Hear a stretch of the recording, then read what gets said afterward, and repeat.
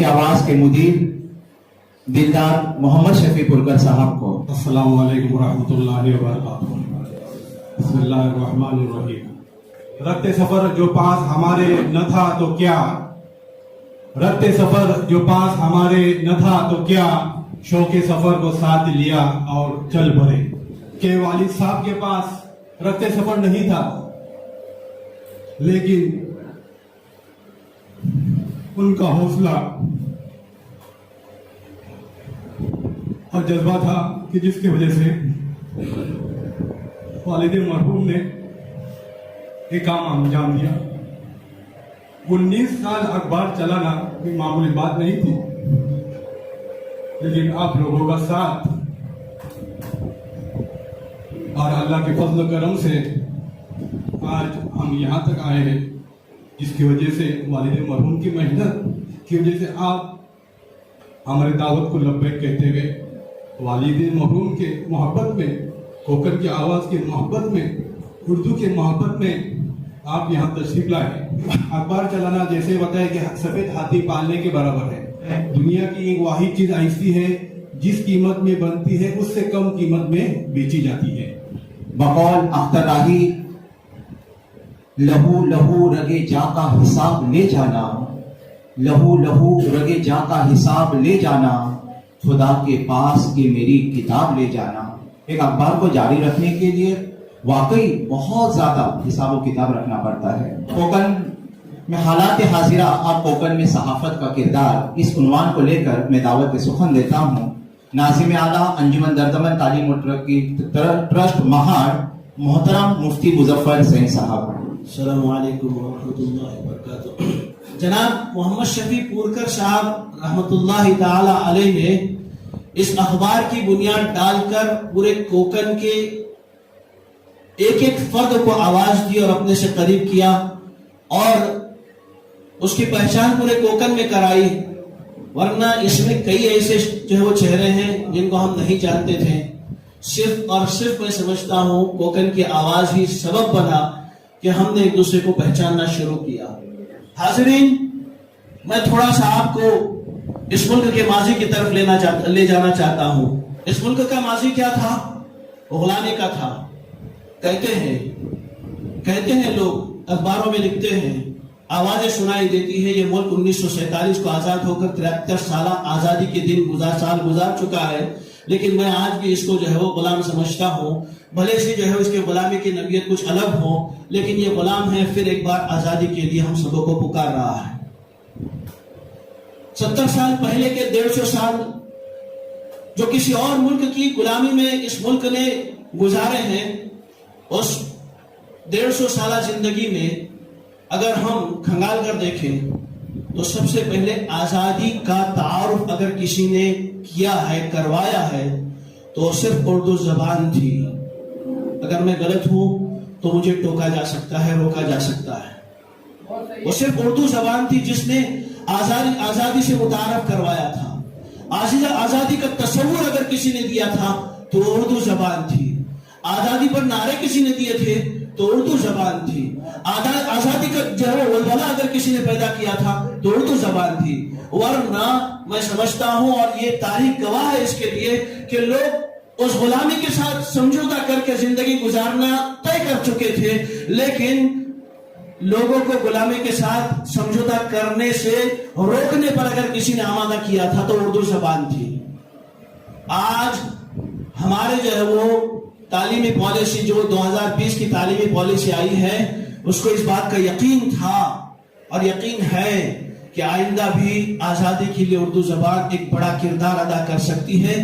اس لیے سب سے پہلے اردو زبان کا گلا گھونٹ دیا جائے۔ اس لیے مادری زبان کی لسٹ سے اردو زبان کو نکال کر لازمی جو زبانیں تھی اس کے ساتھ مادری زبان میں سے اردو کو ہٹا کر سنسکرت زبان شامل کر کے یہ پیغام ہم کو دے دیا ہے۔ میں سمجھتا ہوں یہ ہمارے لیے بیداری کا ایک الارم ہے، اور ہمارا اردو سے جو ہے وہ رابطہ استوار کرنے اور اردو پر اپنے اعتماد کو بحال کرنے کا ایک بہت بڑا الارم ہے۔ ہے. ہمیں اردو سے جو ہے وہ تعلق جو ہے وہ استوار کرنے کی ضرورت ہے, اور اردو اخبارات کو, اردو زبان کو, اردو پمفلیٹ کو, اردو مضامین کو, اردو کتابوں کو دوبارہ اچھے سے رواج دینے کی ضرورت ہے. اپنی اولاد گرچہ انگریزی میڈیم میں پڑھائے لیکن اردو سے ان کا تعلق مضبوط رہے, اس کی کوشش کرے, اس لیے کہ اردو میں ثقافت ہے, اردو میں ہماری تہذیب ہے, اردو میں ہی ہماری آئندہ چل کے بھی آزادی ہے. ہم اسی کے ذریعے سے دوبارہ یہ روح پھونک سکتے ہیں. ہم انگریزی میں شاید ہماری اولاد کو دوبارہ جو ہے وہ اس آزادی کے لیے تیار نہیں کر پائیں گے, اس لیے میری گزارش رہے گی ہم پچھلا جو ماضی ہے اس کو پڑھیں. اس وقت کے اخبارات جن میں جو ہے وہ میرے پاس ایک مختصر سی لسٹ ہے, سامنے بیٹھے حضرات اس سے کئی زیادہ اس کو جو ہے وہ پڑھتے اور جانتے ہوں گے. پیام آزادی, منصف, کسان, مزدور, اعتماد, دہلی اردو اخبار, اودھ نامہ, پیام آزادی, قومی آواز, جنگ, رہنما دکن, زمیندار اور اس طرح کئی اخبار ہیں جنہوں نے اس زمانے میں لوگوں کو صرف اردو سے نہیں بلکہ آزادی سے آشنا کروایا تھا. السلام علیکم, میں منظور ناکر موربا سے تعلق رکھتا ہوں, ممبئی میں مقیم ہوں. السلام علیکم, میں سیدہ تبسم منظور ناکر ممبئی سے آئی ہوں. میں ایک افسانہ نگار ہوں, ادیبہ ہوں, شاعرہ ہوں, اور اسٹار نیوز گوشے خواتین کی ایڈیٹر ہوں, اور الحمدللہ میرے مضامین کوکن کی آواز میں ہی شائع ہوتے ہیں. شکریہ. میرا نام محمد حسین ساحل ہے, ممبئی سے آیا ہوں. کوکن کی آواز کے لیے میں مراٹھی خبروں کا ترجمہ کر کے بھیجتا ہوں, اور کیرلا کے اندر ایک میگزین نکلتی ہے تعلیمی دنیا, اس کا میں ایڈیٹر ہوں. مرکز ثقافت سمیہ میں ای ٹی وی میں بھی کام کر چکا ہوں, انقلاب میں بھی کئی سال تک ملازم مترقی کام کر چکا ہوں. یہی میری مختصر شناخت ہے. میرا نام کالسیکر زکریا ہے اور میں داپولی سے تعلق رکھتا ہوں. الحمدللہ ابھی تک 4 کتابیں شائع ہو چکی ہیں. ملوارے ہوں, میں لکھتا ہوں کئی سارے اخباروں میں, کئی ساری تنظیموں سے وابستہ بھی ہوں. کوشش یہ رہتی ہے کہ جو کام ہو سکے وہ کیا جائے, اور اس میں بڑا حصہ کوکن کا ہو. لکھنے کے معاملے میں بھی میں نے دیانتداری کی ہے. انقلاب میں لکھ رہا ہوں 26 سال سے. کوکر صاحب کو میں نے مبارکباد دی. میں بولا جو بہت بڑا خلا محسوس کر رہے تھے کوکن کے لوگ, نقش کوکن کے بند ہونے سے, نقش کوکن بند ہو گیا تھا اس عرصے کے لیے, وہ انشاءاللہ پورا ہوگا. میں کمال مانڈلیکر,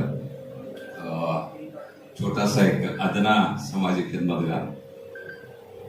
ایک آئی ٹی آئی چلاتا ہوں داول میں, جو حسن بھائی چوڑے صاحب کے سربراہی میں چل رہا ہے.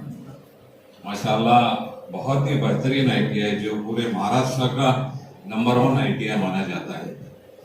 اس کا میں ڈائریکٹر ہوں.